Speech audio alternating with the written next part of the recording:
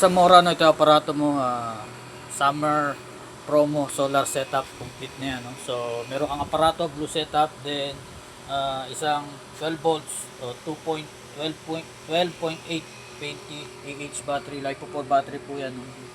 Then solar panel, ayan, 100 watts bifacial po yan, no? So dual glass yan, Jinko tatak, okay.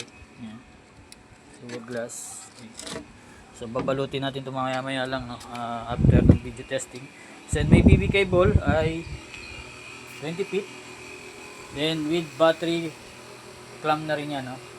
So nakaka-load natin ngayon dyan ay isang clip fan, yan. Then electric fan at 50 watts, okay? So 60 watts per hour daytime, walang problema dito, no? Sa gabi hanggang malobat siyempre ang battery, okay? So ilaw, 6 watts magdamag pwede din isang clip fan, no? Pero sa daytime walang problema, yung ordinaryong electric fan pwede yan maghapon. Kita mo nag-charge yan while using. So ang low bat nito sir, no, ay 11.5, mawawala yung LED red, mamamatay yung inverter, mawawalan ka ng kuryente. Then magcha-charge uli yan after ng 13 volts, re-reconnect yung ilaw, magre-reconnect, magkakaroon din ng kuryente yung ilaw, yung inverter, no? Then ang setting yan dito sa reconnection is 1.5 plus 11, kaya 13. Okay? So ayan, better, no, nakalapag yung solar panel sa tampak ng araw, no, sa bubong, or basta hindi na lalagyan ng anino. Pag naaninohan kasi bumababa yung harvest. So ito, tinan mo, goods na goods yan. Okay? So pag tinanggal natin yung mga load, makikita mo tataas ulit yung voltahe niyan dahil nga nagcha-charge yan while using, no? Ayan. Okay?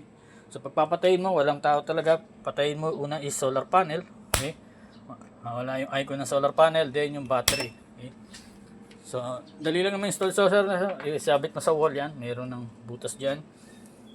Nakakabit na rin yung cable niya pati wire, no? Pero may positive negative, yung red is positive, black is negative yung mga color coding niya, kaya di ka magkakamali, no?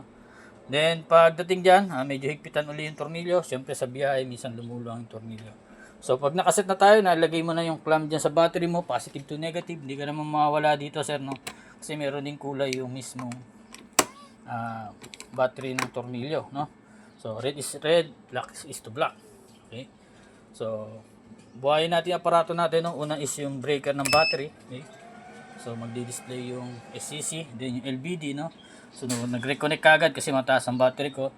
Then yan, inverter, mayroong power. So meron din itong USB, no? Pwede ka mag-charge dyan ng phone, okay?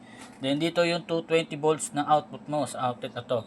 So pwede mag-charge ng cellphone, electric fan, TV, no? Daytime, walang problema. Sa gabi, siyempre magtitipid ka, wala ng araw, no? Hindi mo na maasahan solar panel. Yung battery na lang, kung ano yung matira sa battery mo hanggang sa malobat.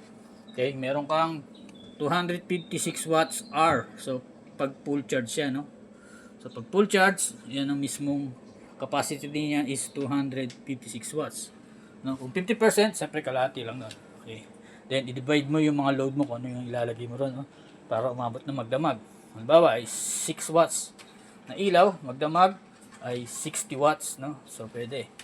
So naka-power na yung aparato natin yung battery, then yung solar panel, no? Breaker ng solar panel.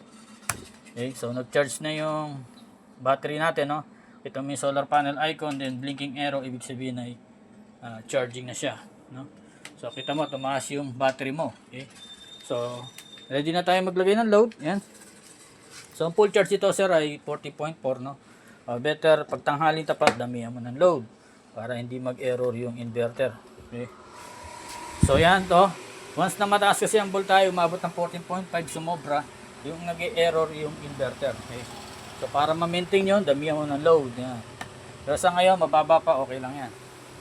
So yan, working na. So balutin natin to sir maya maya, no? Then yun, ship ko rin sa'yo today. So salamat ulit sa pagtitiwala, no? So God bless.